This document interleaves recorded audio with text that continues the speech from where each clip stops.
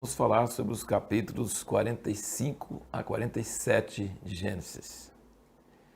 E nós fizemos a pergunta sobre os sonhos. A vida de José está muito ligada a sonhos. Quando ele foi vendido por seus irmãos, queriam matá-lo, falaram: ali vem um sonhador. Ele tinha sonhado 2 sonhos e os irmãos ficaram com muita raiva porque nos sonhos parece que haveria uma profecia de que eles se prostrariam diante dele. E isso era terrível para eles. Veja bem como os sonhos foram importantes para José. Ele, chegando lá na cadeia, os seus companheiros de prisão, o padeiro e o copeiro, sonharam. Ficaram impressionados com o sonho, acordaram incomodados. Ele viu que estavam incomodados. Aí ele perguntou qual era o sonho, contaram o sonho, ele interpretou o sonho e o sonho aconteceu. O copeiro foi restaurado e o padeiro foi morto. Depois de 2 anos, Faraó tem 2 sonhos. Ninguém consegue interpretar. E aí o copeiro lembra de José, fala: tem um cara que interpreta sonhos. E o sonho dele, a maneira que ele interpretou, aconteceu. Chamaram José. Então, por causa do sonho de Faraó e por causa do sonho do copeiro, José saiu da cadeia para governar Egito. E por causa do sonho de Faraó, que também aconteceu, foi cumprido, 7 anos de fome, de plenitude, 7 anos de fome, José conseguiu salvar todo o Egito de morrer de fome e inclusive foi o que trouxe os seus irmãos de volta ao Egito para comprar comida. Veja como os sonhos foram importantes. E depois, nessa narrativa, você vai perceber quantas vezes, acho que 3 ou 4 vezes, fala que os irmãos dele todos se prostraram diante dele. O texto faz questão de falar isso, mostrando que os sonhos de José demoraram a se cumprir, mas se cumpriram, e não só uma vez, várias vezes. Nem todo sonho tem sentido, nem todo sonho se cumpre. O importante dos sonhos é saber se provém de Deus e saber interpretar e saber agir em cima. Foi isso que José tinha capacidade de interpretar e dar a ideia do que fazer, usar os anos de plenitude para saciar a fome nos anos de fome. Muita gente, quando tem bênção, coisa material, esbanjam, não guardam, não economizam, não administram, e aí quando vem o tempo de fome, morrem de fome. Quando Jacó vai descer para o Egito, ele chega em Berseba e Deus aparece de noite para ele em sonho e fala: não temas descer para o Egito. Mas lembra, foi o mesmo lugar em Berseba que Deus falou para Isaac: não desça para o Egito.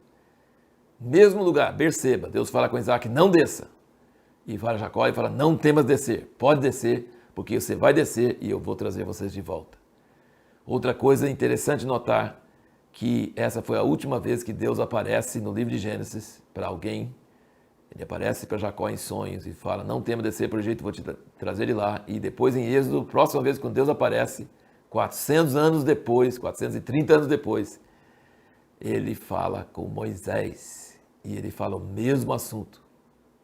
Tipo, de manhã cedo, no café fala uma coisa, no almoço fala outra coisa. Para Deus 1000 anos é como um dia. Então, Deus pega o mesmo assunto, fala assim: eu desci para tirar meu povo, os filhos de Jacó, os filhos de Israel, do Egito. Então Deus pode demorar 400 anos, mas ele não muda de assunto.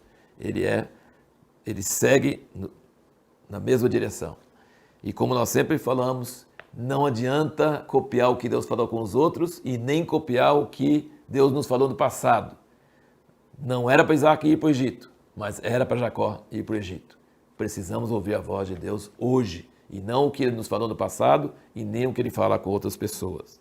Quantas vezes, quando Deus chama a pessoa 2 vezes pelo nome, o Watchman Nee tem um livro sobre isso, ele chamou Abraão, Abraão, quando ele estava oferecendo Isaac, e aqui ele falou Jacó, Jacó, e sempre quando ele repete esses nomes 2 vezes, a pessoa fala: eis-me aqui. Isso é tão bonito, tão maravilhoso, quando Deus chama nosso nome 2 vezes. Outras coisas interessantes para notar nessas passagens: Jacó foi o administrador que todo patrão gostaria de ter.